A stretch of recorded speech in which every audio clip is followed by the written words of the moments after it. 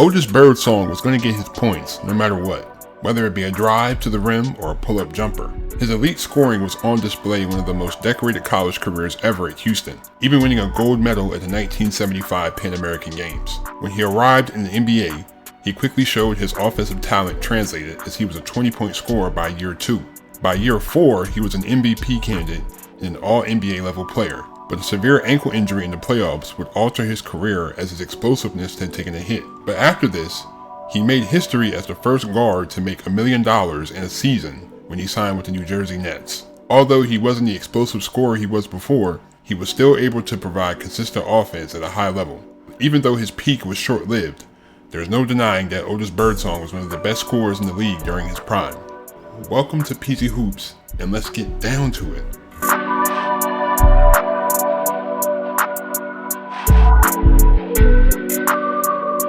Otis Birdsong grew up in Florida, playing his high school ball at Winter Haven High. His knack for scoring was apparent early as he averaged 17 points a game as a junior in 1972, leading his team to a 27-2 record. As a senior, he averaged 32 points, 11 rebounds, and 5 assists, winning a state title while scoring over 1,000 points in 33 games. Otis would commit to play for the University of Houston, where he saw an easy route to playing time. He would be the starting shooting guard for a Houston team that had two solidified upperclassmen in Louis Dunbar and Maurice Presley. Otis would average a solid 14 points a game as a freshman, good enough for third on the team. Houston ranked 8th in the nation in scoring, but they were 195th in points allowed, so they finished the season at 17-9, as there was no conference tournament for an independent Houston team during the time. The next season, Otis would become the leading scorer on the team, averaging 24.5 points a game along with 5 rebounds and 2 steals. Now that steals, blocks, and turnovers were being counted, Louis Dunbar averaged 24-9 to give Houston a potent scoring duo, as the Cougars finished with the 3rd best offense in the nation, while in turn having the 224th ranked defense, so they finished the season at 16-10. Otis would become the fastest player in school history to reach 1,000 career points. He also suited up for Team USA in the Pan American Games in Mexico City, winning a gold medal, just barely missing out on the Olympic roster as well. As his junior year started, the Cougars joined the Southwestern Conference, and Otis was asked to take on an even bigger offensive role now that Dunbar had graduated. He didn't do much in this new role, but averaged 26 points a game, leading the conference and finishing 8th in the country, also earning his first all-conference selection. Houston would finish 17-11 and face Baylor in the first round of the conference tournament, winning by 2 points, but they would lose to Texas Tech by 11 and fail to make the big dance. Otis' senior season would be his best individually and in terms of team success. The Cougars were 6-1 after their first 7 games. They would have 2 more 5-game winning streaks to finish 20-6 heading into the conference tournament. Otis would put his elite scoring on display this season, averaging 30 points on 57% shooting along with 4 rebounds and 4 assists. Otis once again led the conference in scoring, being named the Conference Player of the Year and a first-team All-American. In the conference tournament, Houston beat TCU by 44, Texas A&M by 19, and Texas Tech by 11 before they met Sidney Moncrief and the Arkansas Razorbacks in the championship game, where they would lose by 14. Although the Cougars were 23-7 at this point, they wouldn't get an at-large bid to the tournament. Instead, they would be invited to the NIT. They made it all the way to the title game before losing to St. Bonaventure by 3, with Otis scoring 38 while making 18 free throws. Birdsong left Houston as the 2nd all-time leading scorer behind Elvin Hayes.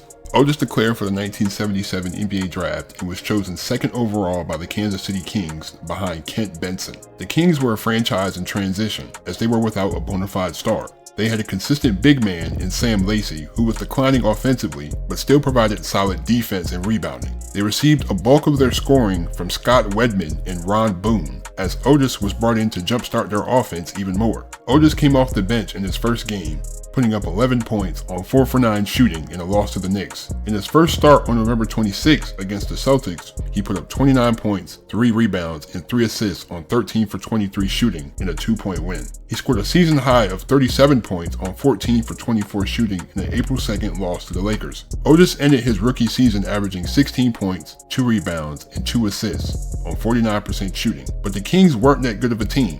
They had the 4th worst defense in the league, and they fouled a lot, allowing the 4th most free throw attempts. It also didn't help that Phil Johnson was fired after a 13-24 start. Larry Staverman replaced him, going 18-27 as the Kings finished 31-51, missing the playoffs. The Kings hire Cotton Fitzsimmons as their new coach going into the 78-79 season, as they used their second straight second overall pick to select North Carolina guard Phil Ford to pair with Otis in the backcourt. The Kings also traded Ron Boone to Denver in a move that allowed Otis to be the primary scorer, and he filled in that position very well. Otis finished the season with 36 20-point games and 16 30-point games, including a then career-high 39 points on 19 for 28 shooting, along with 10 assists and 5 rebounds in a January 26 win against the Bullets. His improved offense helped him earn his first All-Star selection this season. Phil Ford turned out to be as good as advertised for the Kings, as he averaged 16 points and 8.5 assists, good enough for 4th in the league. Phil would win the Rookie of the Year award, make the All-NBA second team, and finish 8th in MVP voting. Scott Wedman contributed 18 points a game this season to bolster the Kings' 7th-ranked offense. However, the Kings' biggest improvement was on the defensive end, as they went from 19th to 11th this year in points allowed. They finished with a 48-34 record, making the playoffs for the first time in 3 years. As they won their division, they had a first-round bye, but they faced the Suns in the semifinals with their good core of Walter Davis, Paul Westphal, Alvin Adams, and Truck Robinson. In his first playoff game, Otis scored 20 points on 7 for 17 shooting, along with 2 rebounds and 3 steals, but the Kings would lose by 3 in Game 1. He scored 23 points in a 20-point Game 2 win. However, the Kings would lose the next 3 games, all by double digits, to lose the series in 5 games. Otis averaged 21 points and 4 rebounds on 51% shooting in his first playoff series. But Sam Lacey struggled, shooting 38% for the series, and Phil struggled even more, shooting 26% for the series. In 1979, the Kings drafted forward Reggie King out of Alabama with the 18th pick. They also traded for former Tennessee star Ernie Grunfeld before the season started. Despite this, the Kings looked pretty much the same heading into Otis's 3rd season. He continued his usual offensive output with 37 20-point games, 14 30-point games, and his career high of 49 points on 20 for 25 shooting in the January 29th win over the Nuggets, in which Otis would later say that he scored most of his points on David Thompson. Otis would average 23 points, 4 rebounds, and 2.5 assists on 50% shooting, making his 2nd All-Star game. Scott Wedman would have the best season of his career, putting up 19 points a game and making his 2nd career All-Star game. Phil Ford was still consistent, averaging 16 points and 7.5 assists. The Kings' defense was their strength this year, as they finished 2nd in defensive rating and 5th in points allowed. The 47-35 Kings would face the Suns again in the first round. Otis and Scott shot a combined 16 for 46 from the field in a 3-point Game 1 loss. However, the Kings bounced back in Game 2 as Otis and Scott both scored 30 points, while Phil recorded an 18-point, 13-assist double-double, helping the Kings to a 10-point win. However, in the series-deciding Game 3, Wedman, Ford, and Birdsong shot a combined 22 for 58 from the field in a 16-point loss. In 1980, the Kings really didn't make any changes besides adding a 34-year-old JoJo White, who was pretty much done at this point, but this would be the best season of Birdsong's career. Although he missed a few games with injury this year, he would average a career-high 24.5 points a game on 54% shooting, good enough for 6th in the league. Otis would be named an All-Star for the 3rd straight year and also make the All-NBA second team. Scott and Phil provided their usual offense, while sophomore forward Reggie King averaged a near double-double. The Kings were a middle-of-the-pack team this year, finishing 40-42, but this was enough for a playoff spot. However, they were without their starting point guard, as Phil Ford would get a scratched retina and miss the playoffs. They faced the Trailblazers in the first round, led by Billy Ray Bates and Michael Thompson,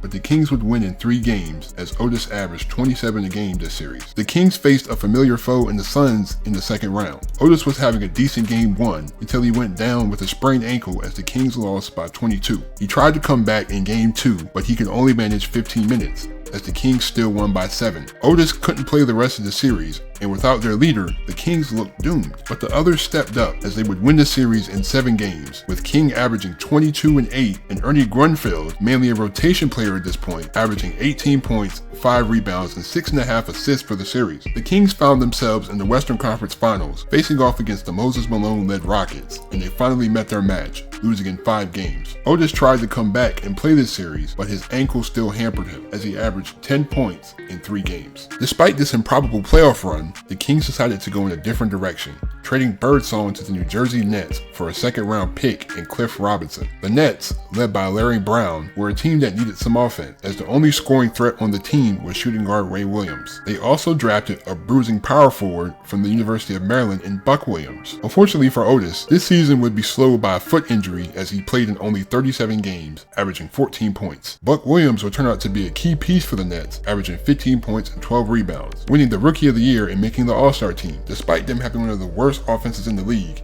they had the second best defensive rating, earning them a 44-38 record in a first-round matchup with the Washington Bullets, led by Greg Ballard, Rick Mahorn, and Kevin Greavy. Birdsong wasn't available for the series, and the Nets were swept. In 1982, the Nets made a lot of changes, trading their rookie guard Sleepy Floyd to the Warriors for the troubled defensive ace Michael Ray Richardson. They also traded Ray Williams to the Kings to pick up Otis's old teammate Phil Ford. They also traded for high-flying center Daryl Dawkins. Now with Dawkins and Williams in the front court, the Nets had one of the best defenses in the league. Although Otis was healthier than last season, he still missed 20 games with injury, averaging 15 points, 2.5 rebounds, and 4 assists this season, as the Nets finished 49-33, earning a first-round matchup with the Knicks, led by their dynamic scorer Bernard King. Otis came off the bench in 2 games, averaging 6.5 points and 4.5 assists, as the Nets were swept. The 1983 season was sort of a comeback for Otis as he only missed 13 games, averaging 20 points, 2.5 rebounds, and 4 assists, his highest scoring average in 3 years. Otis would also make his 4th and final All-Star game this year. Buck Williams was owning the boards as usual, while Michael Ray Richardson's addiction issues resurfaced. The Nets finished 45-37, securing a first-round matchup against the defending champion 76ers. They would upset the Sixers, winning in 5 games. Otis accepted a more team-oriented role in the offense, averaging 14 points, as Michael Ray Richardson and Buck Williams were the primary scorers. Although they beat the champions, they were no match for Sidney Moncrief and the Bucks,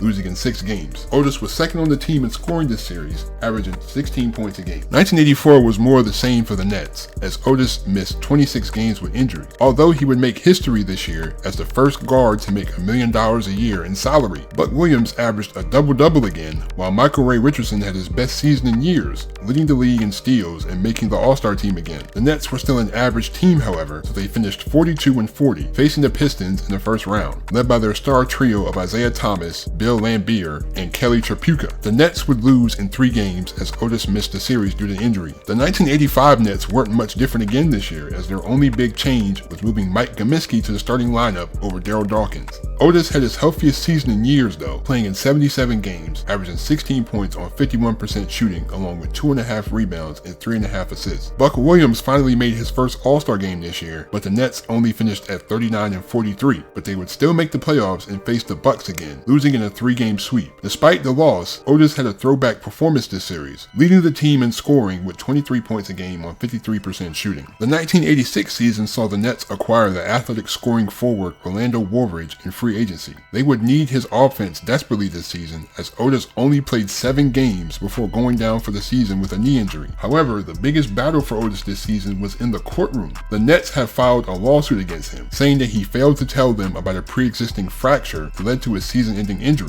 They withheld 3/4 of his salary because of this, but the NBA ruled that the Nets had to pay Otis at least $500,000 back. After losing their top scorer, the Nets were really bad, finishing 24-58, missing the playoffs. 1987 was even worse for the Nets. They banned Michael Ray Richardson for his repeated drug use, before the league stepped in and banned him too. The team also struggled with injuries as Gaminsky and Woolridge both missed significant time. Otis came back from injury and played in 67 games, averaging 11 points a game on 46% shooting, but the Nets were one of the worst teams in the league, ranking near the bottom in both offense and defense. Also going through 3 coaches this season, they finished with a 19-63 record, missing the playoffs. Now that Otis was past his prime and the team clearly needed to rebuild, he was waived by the Nets. Although Otis was still a capable scorer at this point, he was now 33 and had the injury-prone label put on him, so teams were hesitant to sign him. Otis was a free agent until March 1989, when he signed a 10-day contract with the Boston Celtics, who had lost Larry Bird for the season with a back injury. Otis was buried on the bench though, as he was only receiving 8 minutes a game. He would average 3 points,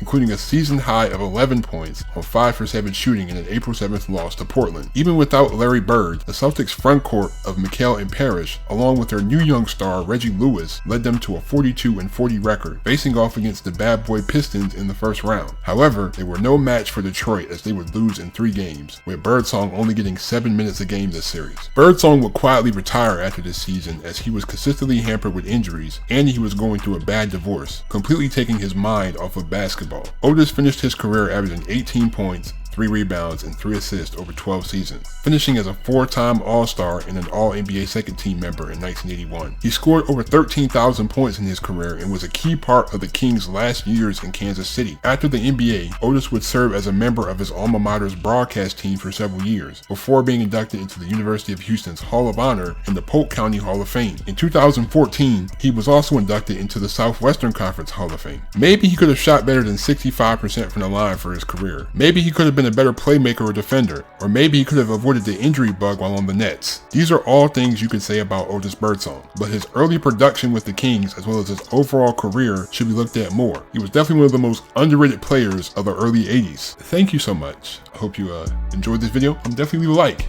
I appreciate all the support you guys have been given. Thank you so much. Leave suggestions, but I'm out. Peace.